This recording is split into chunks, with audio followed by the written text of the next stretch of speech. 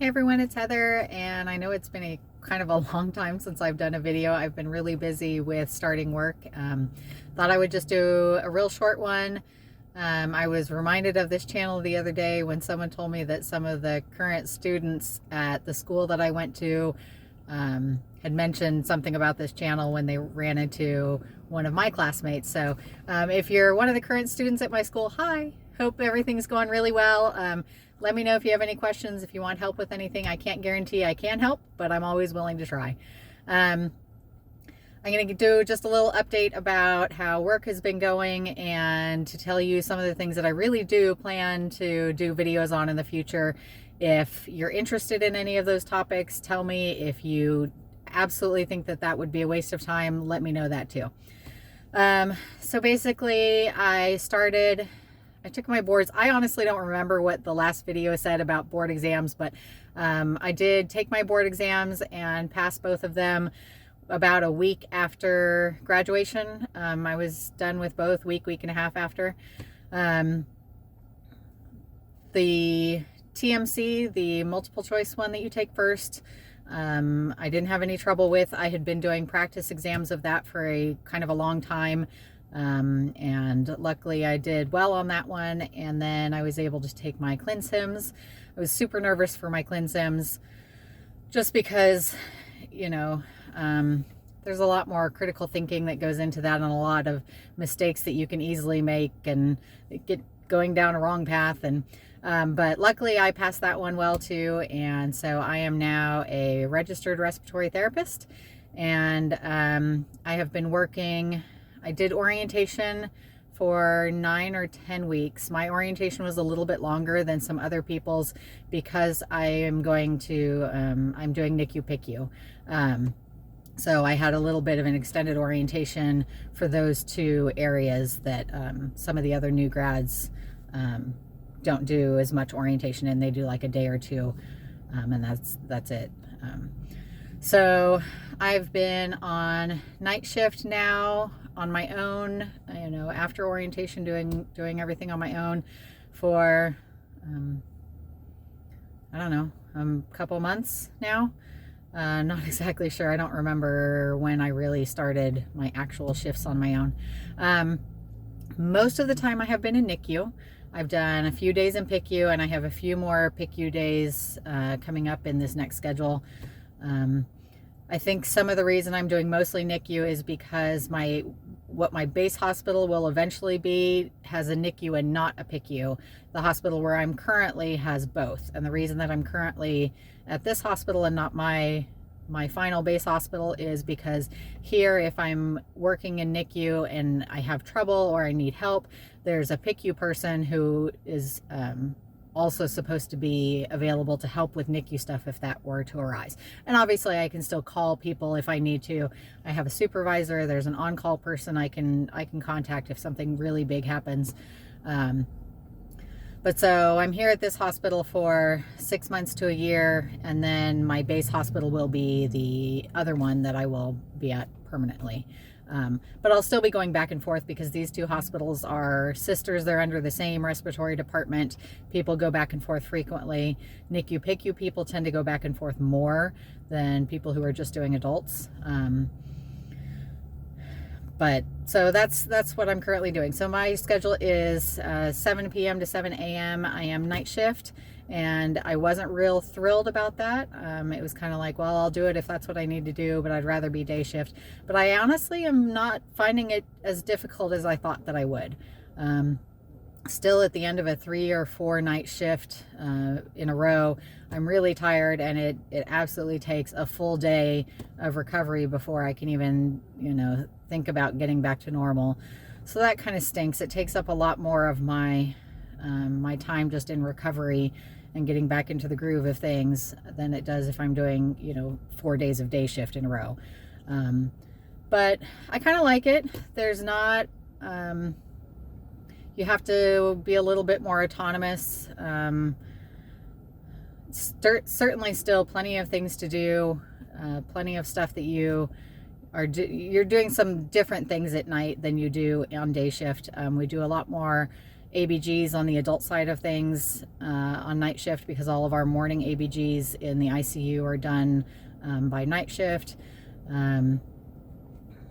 It's really interesting. All the heel sticks and everything in NICU, the routine ones are always done in the mornings with night shift.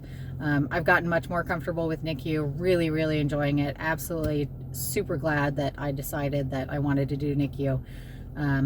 I have started back to school already because apparently I enjoy going to school. I'm doing some general ed classes this semester, and the next semester I start the program at the University of Michigan Flint for Bachelor's of Respiratory Therapy, and I plan on doing a minor in health admin.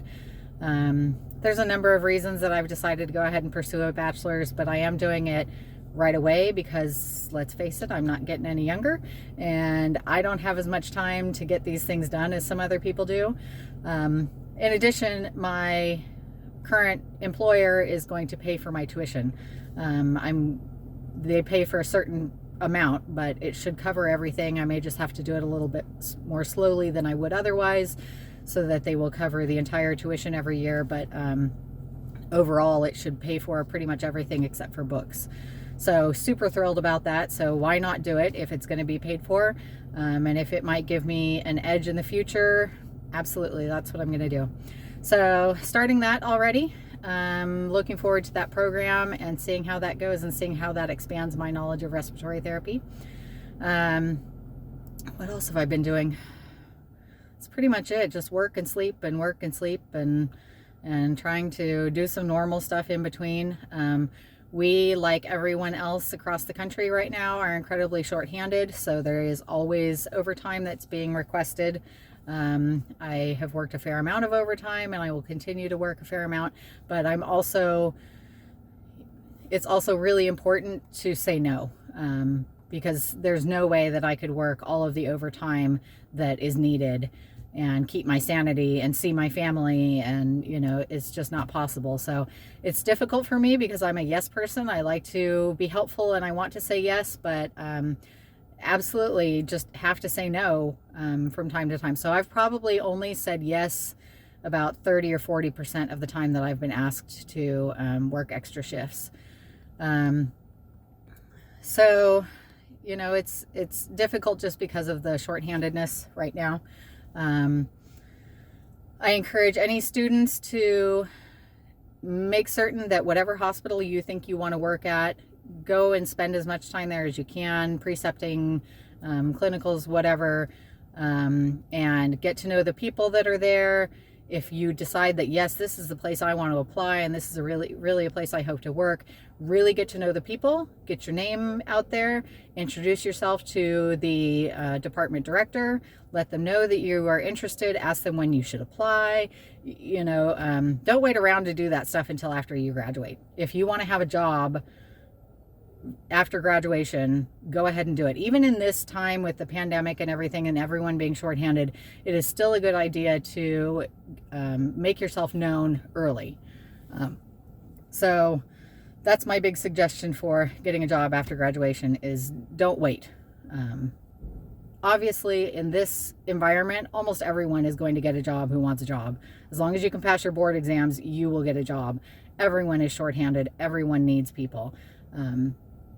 But if you want your first choice, and just don't wait around, and absolutely, the more you can get to know people that you might be working with at some point, the easier your transition is going to be, and the more likely it is that you're going to be around people who are going to want to be helpful to you when you start. And obviously you're going to have people who are helpful and not helpful in every department.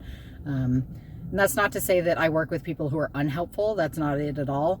But they're going to be people who are more likely to go out of their way to help you, and other people who are just kind of not as interested in being the mentor and teaching, and that's perfectly fine. So work has been going well. NICU has been going wonderfully. We've had sad things happen and great things happen, and learning a ton. Still have a lot to learn, but really happy that I've decided to go into NICU. I have not spent nearly as much time in PICU. I'm still not nearly as comfortable in PICU, but I will get there. Just need a little bit more time doing the work.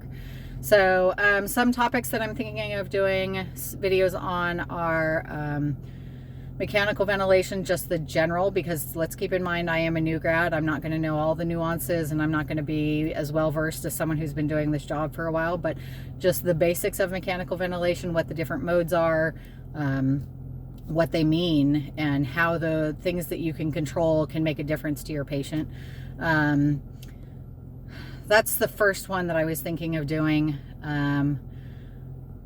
I had some others in mind, but I'm sitting in the parking lot waiting to go into my shift, and now my brain has decided not to think of anything else. So please let me know if there are other videos that you would like to see. And again, hello to those students who actually know me. I'm a little bit, it wasn't really my intention to have anyone I knew ever see this channel, but you know, what can you do? So I hope everyone is doing really well in school. If you're a new grad and you're out at work, I hope work is going really well for you. And I'm going to try to get a mechanical ventilation video done the next time that I have a few days off, which I think is early next week. So I will see you all then. Bye.